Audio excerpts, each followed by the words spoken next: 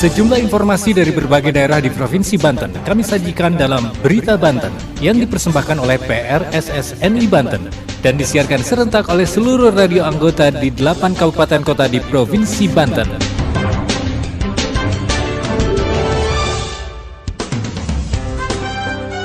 Apa kabar pendengar? Anda kembali bersama kami di Berita Banten PRSSNI Banten edisi Rabu 20 Desember 2023. Sejumlah informasi dari berbagai wilayah di Provinsi Banten kami hadirkan kembali untuk Anda yang disiarkan serentak oleh seluruh radio anggota di 8 kabupaten kota di Provinsi Banten.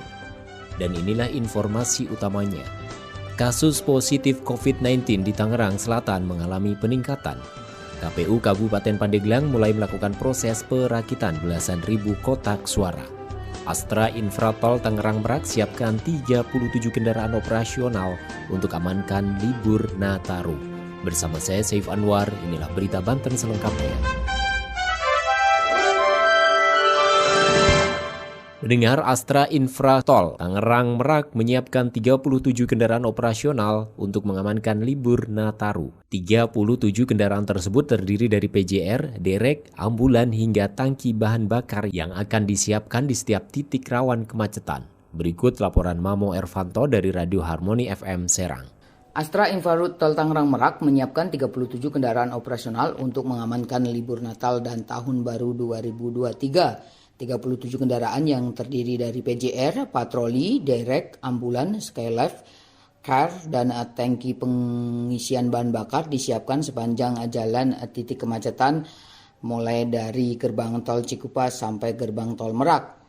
Kami menyiapkan satuan tugas yang didukung dengan layanan armada yang siaga 24 jam, jelas Grup CEO Astra Infra, Billy Perkasa Kadar saat menggelar media gathering di kantor cabang Ciujung. Billy menjelaskan Astra Infratol Tangerang Merak juga bekerja sama dengan pemerintah ASDP untuk menyiapkan rest area KM 43 dan KM 68 sebagai buffer zone apabila terjadi pengaturan penundaan ataupun delay sistem. Kedua rest area tersebut juga telah didirikan posko pelayanan tiket yang berfungsi memberikan edukasi tentang pengisian reservasi melalui aplikasi Verizi. Hal tersebut dimaksudkan untuk memudahkan pengguna jalan ataupun jasa penyeberangan kapal, terutama dengan adanya ketentuan pembatasan pembelian tiket di Pelabuhan Merak dengan radius ataupun jarak 4,7 km dari titik tengah pelabuhan. Billy juga menyebutkan Astra Infratol Tangerang Merak telah menyelesaikan proyek infrastruktur pelabuhan. Pelebaran maksud kami lajur 3 di Tol Tangerang Merak ruas Cikande Serang Timur di KM 51. Ia meyakini dengan segala kesiapan yang telah dilakukan tidak akan terjadi penumpukan, ditambah ada gardu tandem dan mobil rider yang disiapkan di gerbang tol yang diantisipasi terjadi kepadatan. Gerbang tol Cikupa, Cilegon Timur dan Merak kita siapkan gardu tandem, mudah-mudahan tidak terjadi penumpukan. Tandasnya. Saya Mamo Irvanto, wartawan Harmoni FM melaporkan untuk Berita Banten. Mendengar kasus positif COVID-19 di Kota Tangerang Selatan mengalami peningkatan menjadi 135 kasus dari sebelumnya 64 kasus. Mereka pada umumnya hanya mengalami gejala ringan dan telah melakukan isolasi mandiri. Atas peningkatan kasus COVID-19 tersebut, pemerintah setempat berupaya melakukan pencegahan dengan kembali meningkatkan kedisiplinan masyarakat, menerapkan protokol kesehatan. Berikut laporan Dika Arwan dari Heartline Radio Tangerang. Dinas Kesehatan Kota Tangerang Selatan, Provinsi Banten melaporkan jumlah kasus positif COVID-19 di wilayahnya bertambah menjadi 135 orang dari sebelumnya hanya 64 orang. Kepala Dinas Kesehatan Kota Tangerang Selatan, Alin Hendalin Mahdaniar, menyebut penambahan kasus positif COVID-19 disumbang kasus baru yang masing-masing pasiennya telah menjalani isolasi mandiri. Dari peningkatan kasus tersebut, diketahui mereka atau pasien yang terjangkit positif COVID-19 hanya mengalami gejala ringan. Dengan adanya peningkatan kasus COVID-19 yang terjadi di wilayahnya, pemerintah setempat terus berupaya melakukan pencegahan melalui 3T. Pihaknya juga kembali meningkatkan kedisiplinan masyarakat dalam menerapkan protokol kesehatan serta mendorong kegiatan vaksinasi COVID-19. Saya Dika Arwan dari Heartland Radio melaporkan untuk Berita Banten. Berita Banten. Anda masih bersama kami di Berita Banten PRSSNI Banten. Pendengar, KPU Kabupaten Pandeglang mulai melakukan proses perakitan 18.759 kotak suara yang sudah masuk di gudang logistik. Proses perakitan kotak suara tersebut ditargetkan selesai dalam 5 hari. Berikut laporan Denny Setiawan dari Radio Akarsari, Pandeglang.